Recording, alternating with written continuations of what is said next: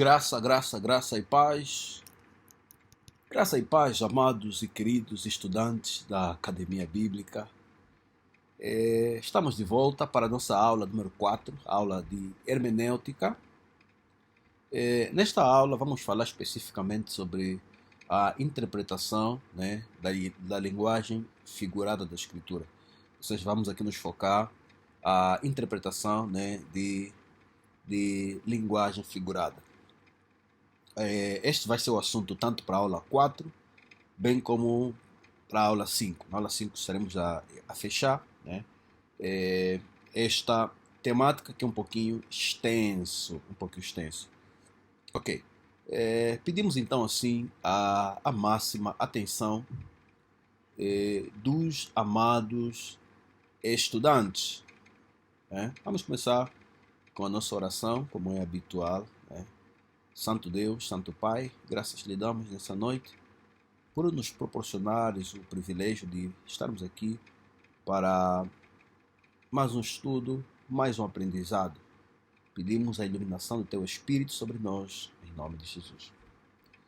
Ora bem, vamos então assim começar com a nossa lição. Vamos falar da interpretação da linguagem figurada. Ok? Este é o nosso assunto, conforme já anunciamos. Ok, primeiramente, para começarmos, né, é sabido por todos nós que na maior parte da linguagem que os seres humanos empregam, né, quando querem se referir a coisas espirituais, normalmente faz-se analogia, né, ou semelhança. Explicando, as coisas espirituais elas são invisíveis, né? Não conseguimos ver, não vemos, então não temos assim uma noção clara, né, daquilo que elas são, pois nossa essência, aquilo que nós sabemos é com base naquilo que nós vemos, né? Nós vemos, sentimos. Então, para se referir a realidades que nós não conhecemos, realidades espirituais, normalmente compara-se, né? Compara-se com realidades que nós já conhecemos. Ou seja, pegamos naquilo que nós conhecemos para tentar relacionar com aquilo que nós não conhecemos. É assim também, né, que os autores da Bíblia nos falam sobre as coisas de Deus. Usam realidades que nós já conhecemos, né, para tentar nos fazer perceber de realidades que nós desconhecemos. Ok? De facto, isto é assim, né? É assim, pois de outra maneira seria impossível, né, a nossa compreensão. Seria impossível a nossa compreensão. Por isso mesmo, quando Deus inspirou os autores sagrados, os autores registraram, né, as coisas do Espírito, as coisas, né, do mundo espiritual, né, numa linguagem, ou seja, as coisas, a realidade espiritual, né, com base na nossa realidade física, realidade material, tentando assim então, né, aproximar, né, para assim nos fazer termos noção, termos ideia, né, da realidade que eles queriam nos transmitir, né? Um bom exemplo, né,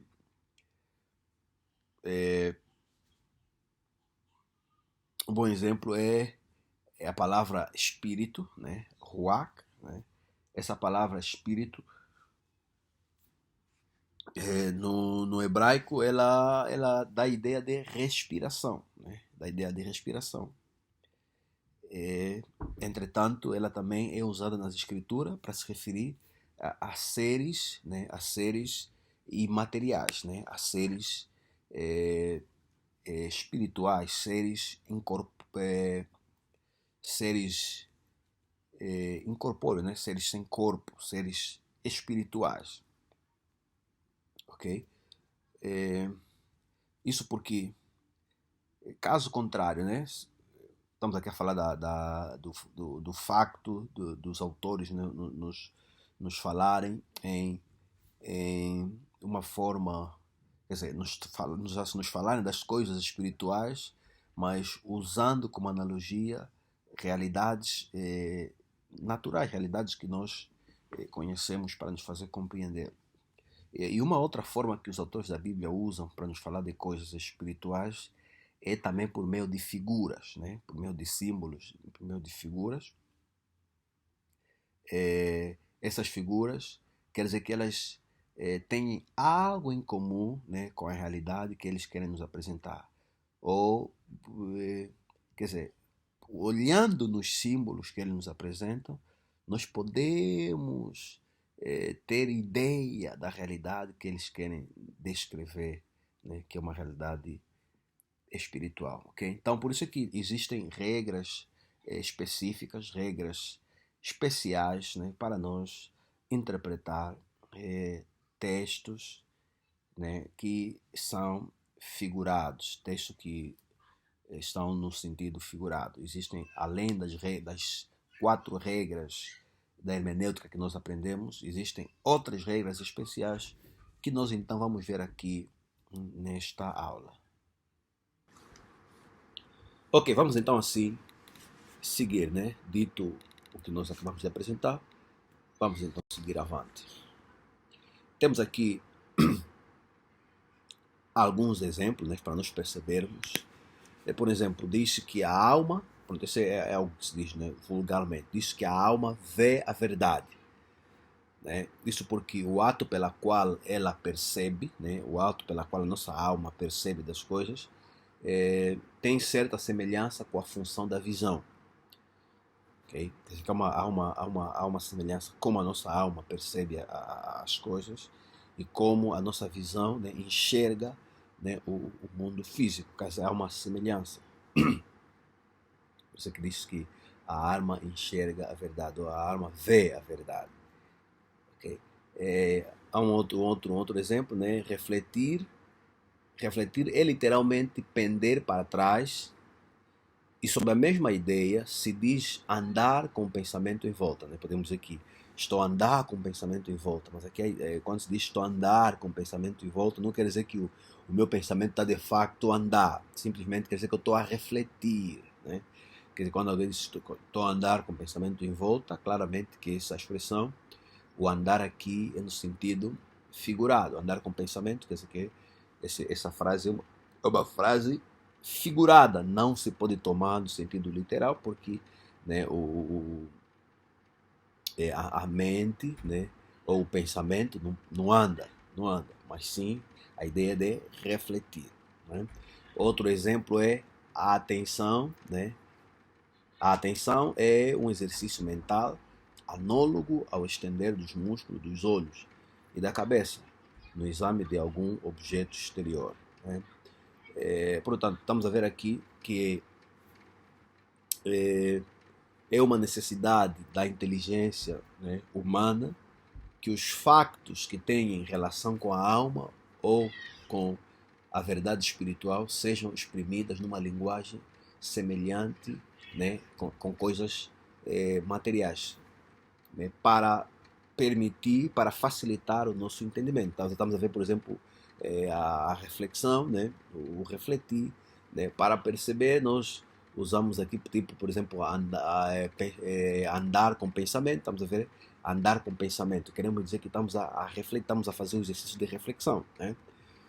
Então, usando a ideia de andar, né, facilita a compreensão daquilo que nós queremos expressar, né, que tem a ver com a reflexão, né, que é o navegar, né, nos pensamentos, na ideia. Né, okay? Então, estamos a ver aqui que os exercícios da alma e do espírito normalmente são muito mais fácil nós descrevermos os exercícios espirituais por meio de realidades conhecidas. Já? Assim facilita o entendimento de quem nos ouve. Seguindo, né? É claro que não podemos conceber bem, definitivamente, as palavras que são exclusivamente espirituais, né? Pois o que é espiritual para nós é abstrato, né? Não conseguimos ver, não conseguimos enxergar, não conseguimos, quer dizer, nos foge, né? Os nossos sentidos sensoriais, né? Não conseguem detectar. Então, é abstrato, né? Aquilo que é espiritual, completamente espiritual, para nós é abstrato. Por isso é que Deus se compraz, né? Quando Ele nos revela, nos comunica, né? a verdade espiritual sobre o reino. Deus usa linguagem humana, realidade da nossa dimensão terrena, né? Para nos fazer compreender as coisas espirituais. Ou seja, aquilo que é familiar, né, é usado no sentido figurado para representar, né, realidades superiores, que são realidades que transcendem, né, a nossa dimensão terrestre. Okay? Então,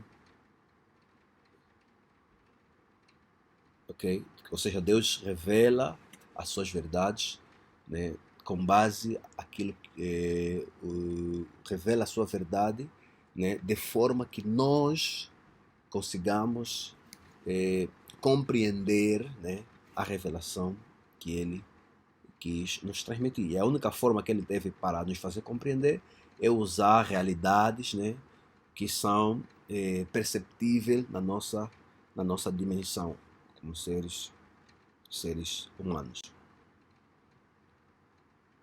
Né? E,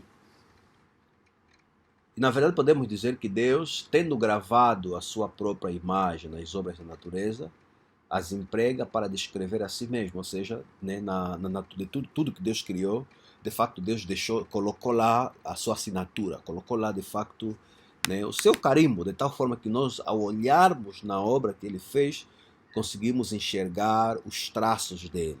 Né?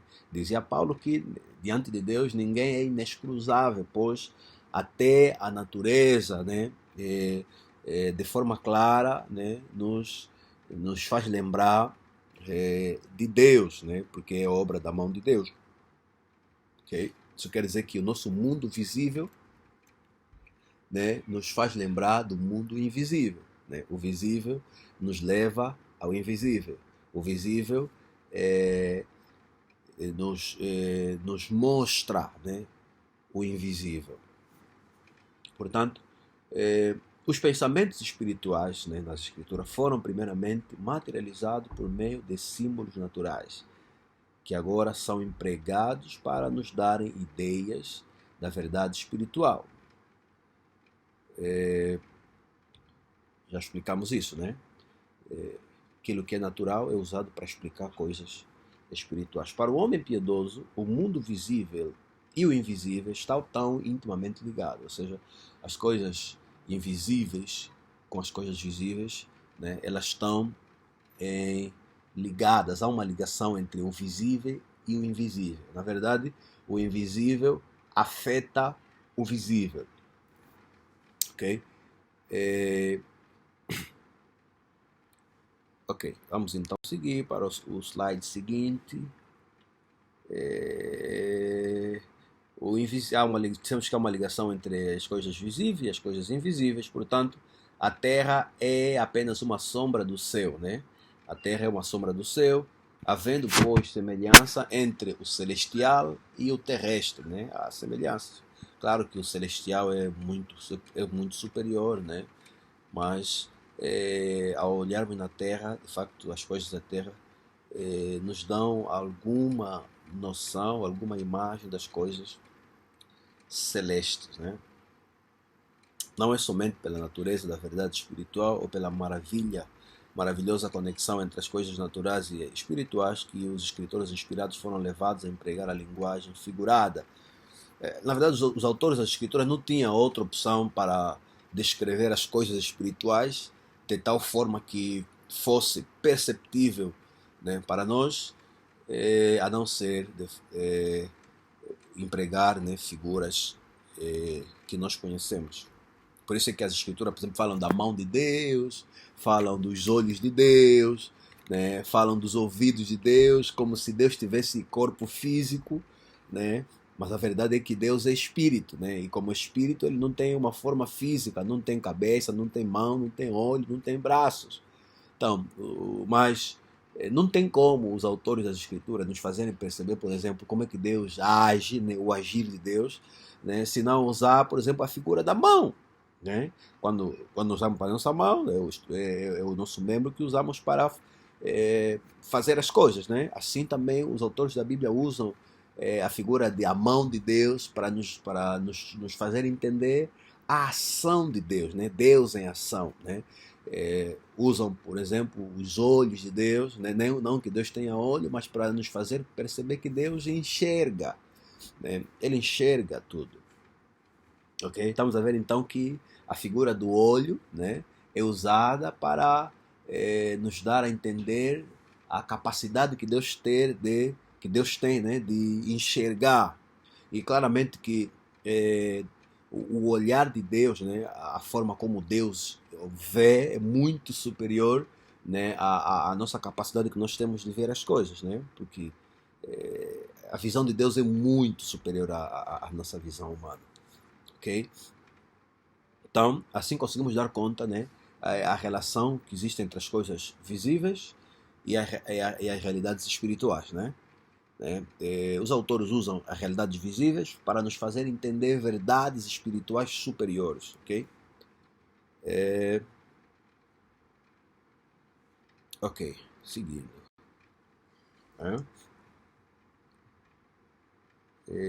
Algumas vezes, por exemplo, as coisas vulgares acham-se associadas nas escrituras com o que é espiritual. Né? Por exemplo, Deus vive na luz, ele estabelece o seu reino. O céu é seu trono. Né? A fé do cristão é descrita também de modo simbólico. Ele maneja a palavra da vida e vê o que é invisível. Vem a Cristo e inclina-se para ele. Portanto, esse é só um exemplo que temos aqui. Temos aqui alguns exemplos, né, de passagens das Escrituras onde as Escrituras usam expressões figuradas, né, para nos comunicar algumas verdades sobre o céu. Por exemplo, a Bíblia vai buscar na natureza humana comparações, né? Comparações, e então fala de Deus. Já falei sobre isso aqui, atribui a Deus ações humanas, né? Pronto, já falei sobre isso aqui. Isso aqui já falei. Tipo, Deus, as mãos de Deus, os olhos de Deus. Né? Os autores estão atribuindo características humanas para descrever, né, a ação de Deus. Né? Já expliquei isso. Né? Quando falam dos olhos de Deus, não é que Deus tenha olho, mas estão se referindo à capacidade que Deus tem de enxergar. Né? As mãos de Deus, não que Deus tenha mão, mas é para dizer que Deus age. Né? Ele age. Né? Os ouvidos, né? Não que Deus tenha orelha, né? Como nós, não. Ele de facto ouve, né? Ele tem capacidade de ouvir, né? Então, e assim sucessivamente, ok? Então, claramente, quando nós encontramos passagens assim, devemos nos lembrar que estamos diante de passagens figurativas, né? São passagens figuradas, né? São figura. Não são passagens literais, não podemos interpretar no sentido literal, mas sim devemos entender no sentido figurativo. Né? Temos aqui outro exemplo, em Gênesis 6,6, por exemplo, diz que Deus se arrependeu de haver feito o homem.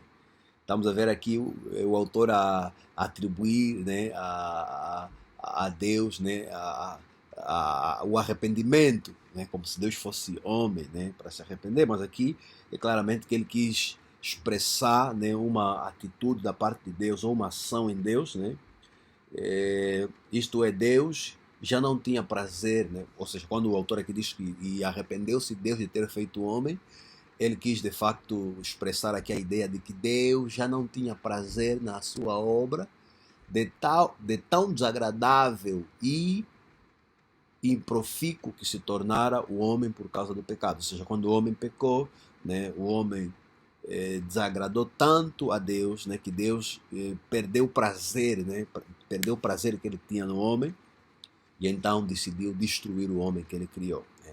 Então, o autor do texto, né, do livro de Gênesis, ele descreve isso como arrependimento, né. Em Gênesis 18, versículo 21, diz: descerei agora e verei, né, como para nos fazer ver a justiça de Deus. Ou seja, que a ideia é nos fazer ver a justiça de Deus, né, que não condena os homens sem examinar as suas ações. Aqui a ideia é que Deus, né, estava para examinar as ações dos homens. Quer dizer, que Deus não pune, né, não age sem examinar as ações dos seres humanos, ok? Então, quer dizer que essa expressão descerei agora e verei, né, é uma expressão figurativa, né, uma figura, né, é no sentido figurado, não é que seja de fato no sentido literal. Mas aqui quer dizer que Deus examina, né, as ações dos seres humanos. Seguindo, em Jeremias capítulo 7, 17, 7, 13, por exemplo, né, o texto diz que ele diz: eu vos falei, né, levantando-me de manhã, né, eu vos falei, levantando-me de manhã, né. Aqui isso significa o interesse que Deus tem pelo bem-estar dos homens e o cuidado que tem em instruí-lo. Quer dizer que Deus se importa dos seres humanos e ele instrui os seres humanos, né? Então aqui essa expressão, essa frase também é uma frase, né, que está no sentido figurado. Ok, amados irmãos? Seguindo, vamos falar agora sobre a linguagem figurativa, né? Essencialmente verdade, né? Essencialmente verdadeira. Vamos lá, vamos dar uma olhada aqui. Normalmente, quando nós usamos figuras para descrever uma realidade aqui terrena, a intenção é darmos assim, né, grandeza, enfeitar, dar dignidade, né, e adoçar um pouquinho, como se diz no calão, né, o que nós estamos a descrever.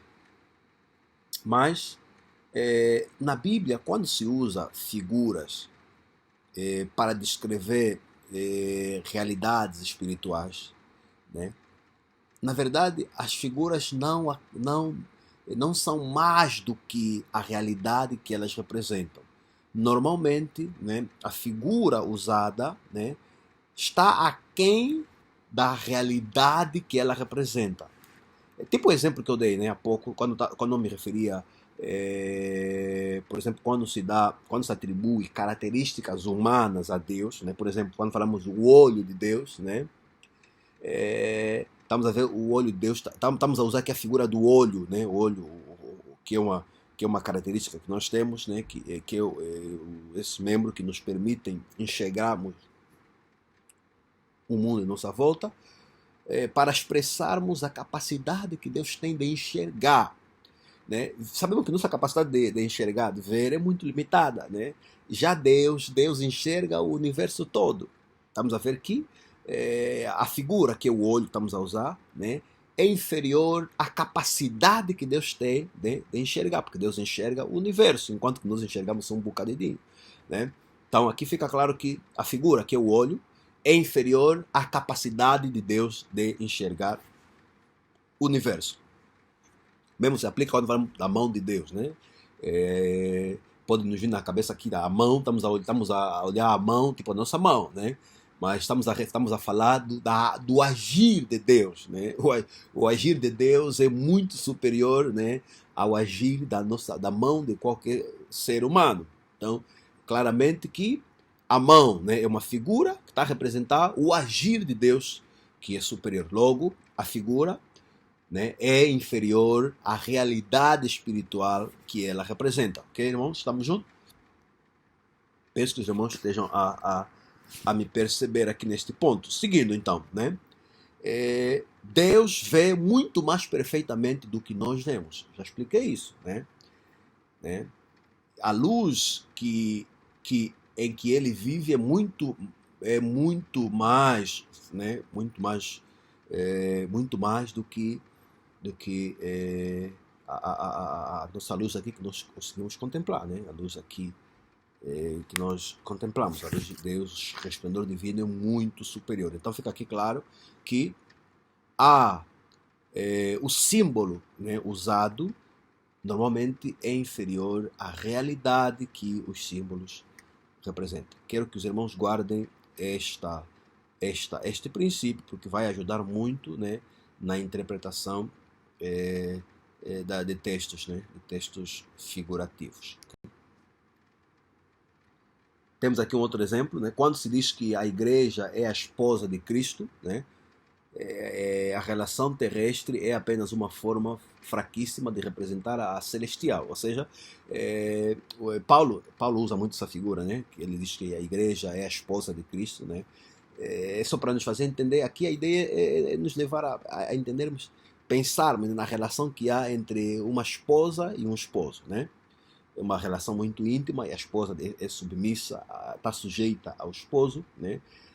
Para nos fazer entender a relação mística que existe entre Cristo e a igreja, né? Entre Cristo e a igreja. Quer dizer que o exemplo que nós temos aqui é a relação entre a esposa e o esposo. A esposa é a igreja, o esposo é Cristo, né? Assim, a igreja e Cristo, né, tem a relação. Claramente que isso quer dizer que a relação entre Cristo e a igreja é muito superior do que a relação, né, entre a esposa e o esposo, né? Só para termos ideia. Ok? Ok. Um outro exemplo. Não, então aqui, com essa ilustração que nós vimos aqui, né, onde Cristo é chamado de esposo, onde a igreja é apresentada como esposa de Cristo, né? Fica claro que aqui estamos diante de uma linguagem figurada, né? Somos forçados a empregar, né, aqui, quer dizer que não temos como entender de forma diferente, é que somos obrigados a entender que estamos diante de uma linguagem figurada, devemos entender então desta forma. E aqui, claro, aqui vamos entender que a relação, né, há uma relação muito íntima entre Cristo e a sua igreja, né, que pode ser minimamente comparada, né, só para termos ideia, como uma relação entre esposo e esposa. Mas Cristo é muito mais, né, é muito superior. Mas a ideia que nós temos aqui é olhar na relação entre esposa e esposo, para percebermos a relação entre Cristo e a sua igreja. Vamos então seguir. Ok, vamos agora ver significações, né, diversas significações da linguagem figurada. Vamos lá. Do emprego desta linguagem, nesse caso da linguagem figurada, necessariamente que as expressões figuradas têm algumas vezes sentidos diferentes. Quer dizer que nem sempre, né, o sentido da linguagem figurada são as mesmas, né? Varia, né, de acordo com o contexto, né, em que contexto, né, em que a frase está inserida, ok? Quando se diz na Bíblia que Deus se arrepende, desviando dos pecadores o mal com que os ameaçam, e quando também se ensina que Deus não é homem para que minta, nem filho do homem para que se arrependa, estamos a ver aqui número 23, versículo 19, né? Significa no primeiro, né? Quando diz que Deus se arrepende, né? Que Deus se arrepende, acho que já falamos aqui, né? Significa no primeiro caso que são mudadas as operações divinas para com os pecadores, né? Sempre que vem essa ideia de que Deus se arrependeu, basicamente os autores querem comunicar que Deus vai mudar da sua atuação para com os seres humanos, né? Quer dizer, ele que estava a dar bênção, estava a proteger, né? Ele se acha forçado em punir, amaldiçoar, destruir, Quer dizer que aqui está se referindo à mudança de posição de Deus, né? Mudança de ação de Deus contra a sua criatura, especificamente aqui contra os seres humanos. Então, essa mudança de atitude, mudança de ação de Deus diante do homem, que os autores aqui expressam como sendo arrependimento. Ok. Então, estamos a ver aqui nesse sentido, não há choque com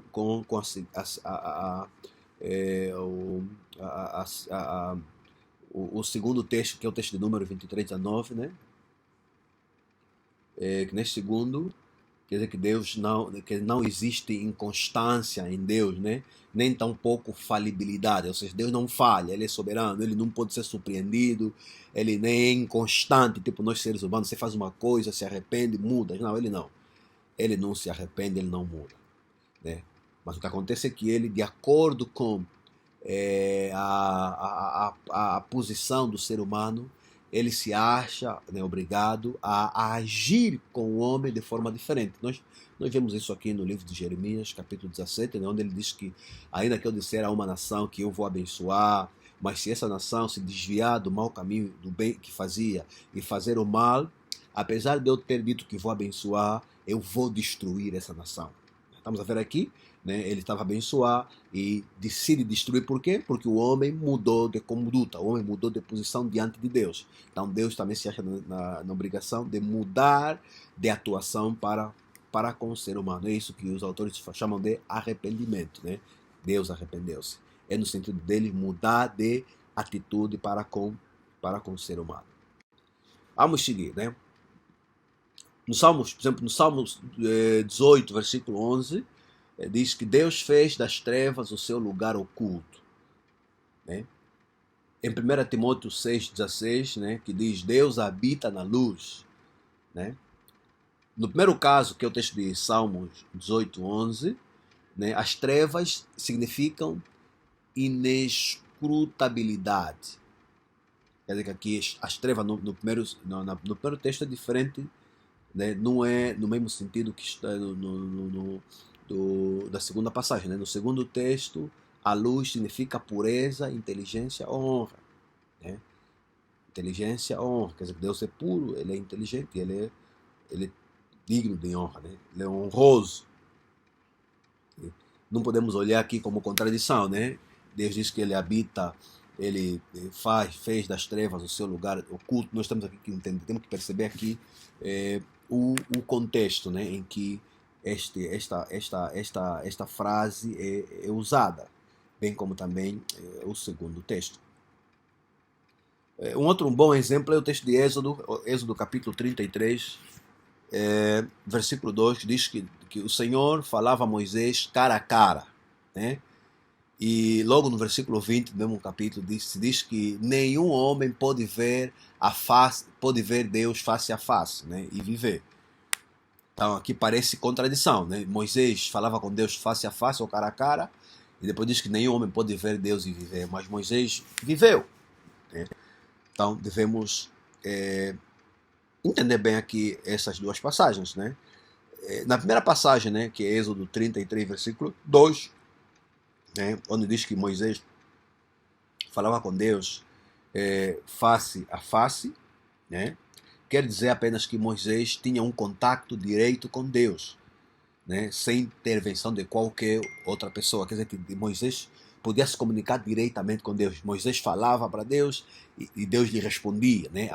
Era um contato, uma comunicação direta entre Moisés e Deus. É nesse sentido, aqui o face a face é nesse sentido, de que ele falava, conversava com Deus assim, de forma direta, ok? Agora, quanto ao texto que diz que nenhum homem pode ver Deus e viver, está se referindo de facto ver Deus na sua plenitude, né? Ver Deus como Ele é plenamente, né? O homem não pode fazer isso, senão morre de facto. Seguindo, ok, vamos agora olhar. Vimos aí figuras, né, que de facto retratam, né, realidades, né, verdades. Agora vamos ver aqui figuras tiradas dos factos históricos, né? Aqui os autores pegam um facto histórico né, e apresentam no sentido figurado para nos comunicar uma verdade espiritual. Então, aqui, figuras tiradas dos factos históricos, né? Muitas das vezes a Bíblia, né, usa factos que aconteceram na história de Israel, assim também como rituais, né, que fazia parte das celebrações dos israelitas, para nos comunicar verdades espirituais. Isso também acontece nas Escrituras, né? Factos históricos, né, que aconteceram na história de Israel, para nos trazer para nos comunicar uma verdade espiritual, bem como também factos de rituais, né, que eram rituais que faziam parte, né, do culto hebreu, né? Vou adiantar um exemplo, né? Nós sabemos da Páscoa, né? Era uma celebração que o povo hebreu, que Deus de facto orientou ao povo hebreu, né? Que lembrava a libertação, né, do povo hebreu da terra dos egípcios, né? Estamos aqui a citar Êxodo 12, né? No Novo Testamento, as Escrituras nos dizem que Cristo é o nosso Cordeiro Pascal, né? Ainda vemos em Apocalipse, em várias passagens, onde Cristo é apresentado como o Cordeiro de Deus. Claramente que Cristo não é cordeiro no sentido literal. Claramente que essa expressão, esse Cristo como cordeiro, é uma expressão figurativa, né? Está nos lembrar o quê? Está nos lembrar o cordeiro que os hebreus mataram, né, na noite, né, da Páscoa, né? Antes, quando o anjo da morte visitou o Egito e matou todo o primeiro filho da casa, que não havia marca de sangue nos umbrais da porta, né? Para os hebreus, eles mataram o cordeiro e espargiram o sangue do cordeiro nas umbrais da porta. Diz o texto, a história aqui. As casas que tinham a marca do sangue, o anjo da morte passou por cima. Então, aquele era o cordeiro pascal lá dos hebreus, né? Aquele cordeiro que os hebreus tiveram que imolar naquela noite, né? Para serem livres do anjo da morte que ceifaria os primogênitos. Então, Cristo é o Cordeiro. Está a nos mostrar aqui, com a expressão Cordeiro de Deus, né? Claro que os autores querem nos comunicar que Cristo é o sacrifício, né, disponibilizado por Deus, né, para nos livrar, né, né, do pecado e da condenação eterna. Vamos a ver que os autores usam uma figura que fazia parte do ritual dos hebreus, né, para nos comunicar uma verdade, que é a verdade que Cristo, né, já pagou, né, pelo preço, né, da nossa culpa. Aquilo que nós tínhamos que pagar, Deus, por meio de Cristo, pagou por nós. Esse é um exemplo, né? Tem aqui alguns outros exemplos. Por exemplo, os autores da Bíblia usam o termo graça, né, no sentido de um favor divino não merecido, né? Por exemplo, a graça, quando estamos falando de salvação, né, a salvação é pela graça, quer dizer que é uma dádiva que Deus nos deu que nós não merecíamos. A Bíblia fala, por exemplo, da justificação, né, como uma bênção evangélica, né, que Deus declara justo todos aqueles que desenvolvem, né, fé em Cristo Jesus, Senhor e Salvador. Deus como o ser santo, misericordioso, subsistindo por si, né? Também encontramos a palavra fé, né, como instrumento de santidade e essencial para obter o perdão. Todos esses termos são usados em grego e em todas as versões do Novo Testamento, como uma significação especial. Quer dizer que essas palavras na Bíblia, elas assumem um significado especial. Se nós consultar os significados literais dessas palavras, é outro. Mas quando vamos na Bíblia, vamos ver que os autores da Bíblia usam essas palavras atribuindo a elas um significado especial. Logo, né, essas palavras são usadas no sentido figurado. Vamos avançar. Né? De facto, esse fenômeno acontece em todas as línguas, é normal, né, em todas as línguas. Usa-se, né, palavras tanto no sentido literal, né, quando de facto o autor usa a palavra para expressar o sentido primário, né, o significado primário da palavra, né, mas também quando a palavra é usada, porém exprimindo os sentidos secundários, aí então nós estamos diante de uma palavra, né, no sentido figurado. Ok, amados irmãos? Seguindo, que temos aqui alguns termos, né, que os gramaturgos usam, né, para designar, né, essas figuras. Né? Temos aqui, por exemplo, psicofantas. Né? Psicofanta significava, essa é uma palavra que significava na sua origem, né, um denunciador de roubo de figos. Né? A palavra sinceridade, por exemplo, né, na etimologia, né, ela significava sincera. Né? Era talvez uma alusão ao costume que tinham os oleiros de esconder com cera as fendas dos vasos que fabricavam. Esse é só um exemplo. Na escritura, na Bíblia Sagrada, também temos mudanças semelhantes. Né? Temos muitas mudanças do gênero. Entretanto, nas escrituras é fácil perceber, porque em algumas passagens os autores da Bíblia, né, explicam, né, o significado que eles querem expressar, e em outros casos até o próprio contexto já nos ajuda a determinarmos, né, em que sentido é que eles estão a usar, né, as palavras, ok? Então isso facilita a nossa vida. Ok, vamos agora ver então como é que os especialistas, né, os gramáticos, classificam as figuras, ok? Vamos ver como é que as figuras são classificadas com base a gramática. Ok, acho que já expliquei, mas pronto.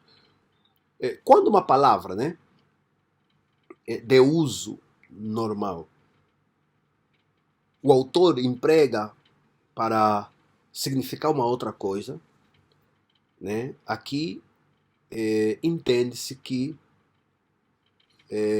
há um tropo. Aqui o termo usado é tropo ou figura. Né? Eu sou o pão da vida. Por exemplo, Jesus está a dizer que eu sou o pão da vida. Mas nós sabemos que pão é alimento. Né? Eu sou o pão da vida. Jesus não é pão. Jesus não é alimento, assim, literal. Então estamos a ver que estamos diante de um tropo, né, ou uma figura. Quer dizer que o pão é usado no sentido figurado. Né? Nesse caso é tropo. Ok?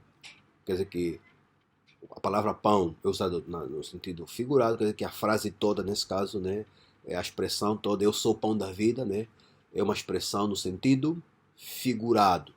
Ok? Expressão no sentido figurado. Ok? Agora, há aqueles casos em que uma palavra, né, tinha um significado, né, e esse significado cai em desuso, quer dizer que já não é mais usado. Né? Nesse caso, o sentido que era figurado, nesse caso que era o segundo significado, torna-se já sentido literal, já não é mais figurado. Por quê? Porque o primeiro significado caiu em desuso. Ok? Esse é o exemplo da palavra abençoar no hebraico, por exemplo, significava dobrar o joelho, né? Mas sabemos que na Bíblia, no nosso Velho Testamento, essa palavra abençoar não é usado nesse sentido, né? Não é usado nesse sentido. Logo, o sentido que a Escritura usa para a palavra abençoar já não é figurado porque o sentido anterior caiu em desuso. Logo, o sentido que a Bíblia usa do abençoar é tomado como sendo um sentido literal. Ok? Seguimos então. Temos aqui esses dois exemplos. No primeiro exemplo, uma palavra é usada para significar outra coisa, quer dizer que essa palavra é figurada aqui, e a frase em si é uma frase figurada. Agora, quando a palavra, né, é usada no segundo sentido e o sentido anterior já não está em vigor, já não é usado, quer dizer que o sentido figurado torna-se sentido literal. Okay? Vamos então avançar. Ok, temos aqui então agora outras considerações, né? Aqui, quando há alguma semelhança entre duas coisas a que se aplica o termo, né? A figura chama-se metáfora. Ou seja, na metáfora quer dizer que aqui nós temos uma realidade, né? Que é uma realidade literal, né? Natural, que nós dominamos, e é assemelhada a outra realidade, né? Nesse caso, estamos diante de uma metáfora. Por exemplo, temos aqui Judá é um leãozinho. Né? Judá é um leãozinho. Judá, aqui é a tribo de Judá, e ela é descrita como sendo um pequeno leão. Gênesis 49, 9. Claramente que isso é uma metáfora. Quer dizer que aqui está a comparar, né, o caráter de Judá com o caráter de um leão, de um pequeno leão. Né? Outro exemplo, o próprio Cristo, né, é chamado de leão da tribo de Judá. Né? Vamos a ver Cristo ser comparado com um leão, né, da tribo de Judá. Ok. Outro exemplo aqui, eu sou a videira verdadeira. Né? João 15, verso 1. Eu sou a videira verdadeira. Estamos a ver aqui Cristo, né, a se comparar com uma videira. Né? Isso é uma metáfora. Estamos a ver Cristo a se assemelhar. Né? É Cristo a se assemelhar com a videira. Aqui é a tribo de Judá a ser assemelhada com o leão, um pequeno leão. Né? Quando temos aqui uma realidade sendo assemelhada com outra, nós então estamos diante de uma metáfora. Ok? A segunda realidade, na metáfora, quer dizer que o que está acontecendo? O que está acontecendo é basicamente o Judá aqui é comparada com o pequeno leão. Jesus aqui está a ser assemelhado ou comparado com a videira. Quer dizer que existem verdades na videira que podem ser relacionadas com o ser de Cristo. Ok? Agora, não havendo semelhança, se não há semelhança, mas somente uma certa relação entre elas, né, a figura chama-se sinedoque. Né? Como quando se menciona o cálice, por exemplo, né, na ceia, né, na última ceia, o Senhor, né, pegou o pão, né, e ele disse que esse é o meu corpo, né, que entrego por vós, e depois pegou o cálice, né, e ele disse que este é o meu sangue, o sangue da nova aliança que é derramado, né, para a remissão do pecado de muitos. Né? Ela fala cálice. Vê que ele usa o termo cálice, mas está a se referir também, né, não está a se referir ao suco da uva que estava lá no cálice. Okay? Nesse caso, né, né? Quer dizer que aqui o cálice está a representar, né, o suco, né, de uva que estava lá no cálice. Outro exemplo é quando ele emprega quando, por exemplo, quando se fala, quando se emprega a expressão minha carne, por exemplo, né, em Salmos 16, versículo 9, essa minha carne está a se referir ao corpo todo, né? Quer dizer que aqui a carne está a ser usada para se referir ao corpo todo, né? Então isso chamamos de, essa é uma figura sinedoc, né? Sinedoc. O cálice está a representar não só, porque o cálice é o recipiente onde está né, o vinho, né? Jesus estava falando do vinho, né? Mas ele usa o termo este cálice, ok? Então é uma figura de estilo, né? É sinedoc. É assim que os gramáticos chamam esta figura de estilo. Seguindo, temos aqui, se a relação não é visível ou é formada apenas na mente, como quando a causa é tomada pelo efeito ou sinal pela coisa. Significada, a figura chama-se metonimia. Termos complicados, né, dos dramaturgos, né? Metonomia. Por exemplo, João 13:8. Se eu não te lavar, não tens parte comigo. A palavra lavar que significa purificar ou limpar, né? Lavar é isso, é purificar ou limpar, né? Da sujeira, né? Algumas vezes a figura é explicada na própria Bíblia. Esse é um exemplo, né? Esse lavar, por exemplo, nós temos a explicação em 1 Pedro capítulo 3, versículo 21, onde se fala do batismo como significando a indagação de uma boa consciência para com Deus, né?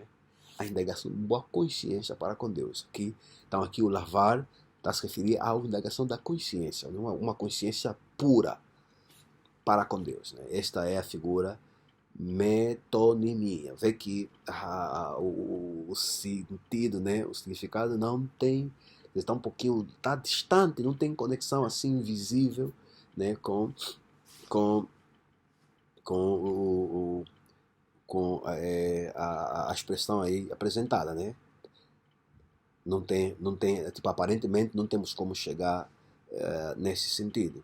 É preciso procurarmos outras passagens que nos expliquem, nesse caso, o sentido da frase.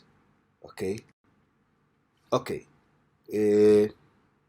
Não sei se até aqui tem alguma pergunta. Se tiverem pergunta, já sabem que podem colocar no chat, no WhatsApp, e nós teremos prazer de responder. Penso que, para não sermos muito longos, vamos parar por aqui.